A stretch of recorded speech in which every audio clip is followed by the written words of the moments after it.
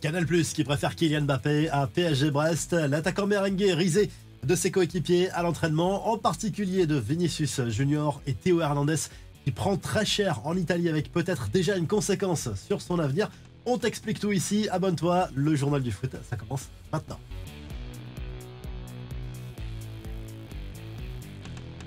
Le PSG doit finir le travail. Le club parisien qui accueille Brest ce mercredi soir pour les barrages retour de la Ligue des Champions. 21h pour le coup d'envoi. Normalement, ça doit passer pour les joueurs de Luis Enrique, large vainqueur 3-0 au match aller en Bretagne. Les compos, les voici: Donnarumma, Mendes, Marquinhos, Pacho, Hakimi, Ruiz, Vitinha, Neves au milieu et Barcola, Doué, Dembélé devant pour les Parisiens, ce qui voudrait dire que Kvaratskhelia débuterait à nouveau sur le banc. Côté brestois, du grand classique également avec Lesmelou, Magnetti, Ajorc ou encore Baldé qui devrait débuter. Autre info sur le PSG du côté judiciaire, ça concerne l'affaire Kylian Mbappé qui réclame toujours 55 millions d'euros de salaire impayé au club parisien.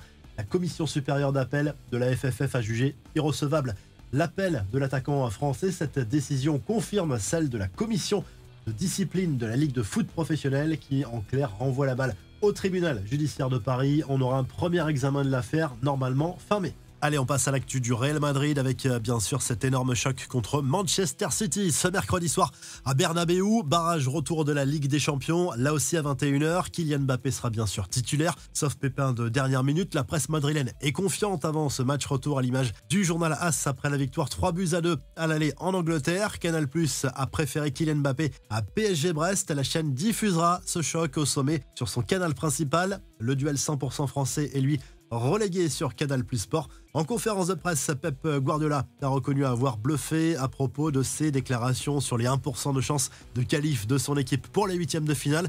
C'était sans doute pour enlever un peu de pression à ses joueurs. D'ailleurs, personne n'était dupe, notamment Carlo Ancelotti qui voit clair dans le jeu de l'entraîneur des Sky Blues. En tout cas, il y a une bonne ambiance dans le vestiaire du Real. Kylian Mbappé, lui, s'est fait chambrer à l'entraînement juste avant ce match. L'attaquant merengue a vécu un petit moment embarrassant en prenant un petit pont de la part d'un jeune gardien madrilène invité à participer à un taureau. De quoi amuser forcément ses partenaires, à commencer par Vinicius Junior, pris d'un long fou rire après cette séquence.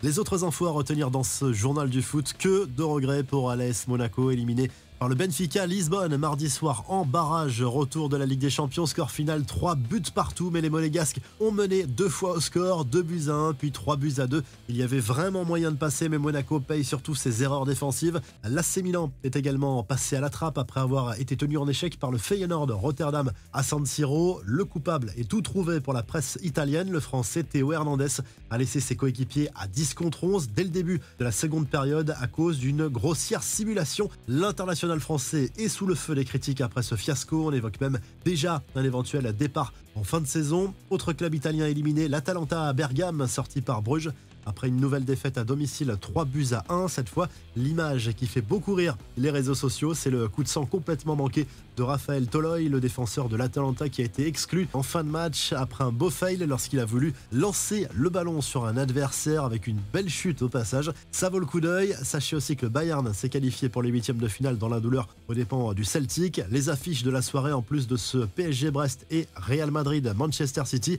on a aussi Dortmund Sporting, gros avantage pour les Allemands qui ont gagné le match aller 3-0, et à suivre également PSV Eindhoven Juve. Une petite vidéo pour conclure ce journal du foot. Abonne-toi si ce n'est pas fait et on se retrouve très vite pour un nouveau journal du foot.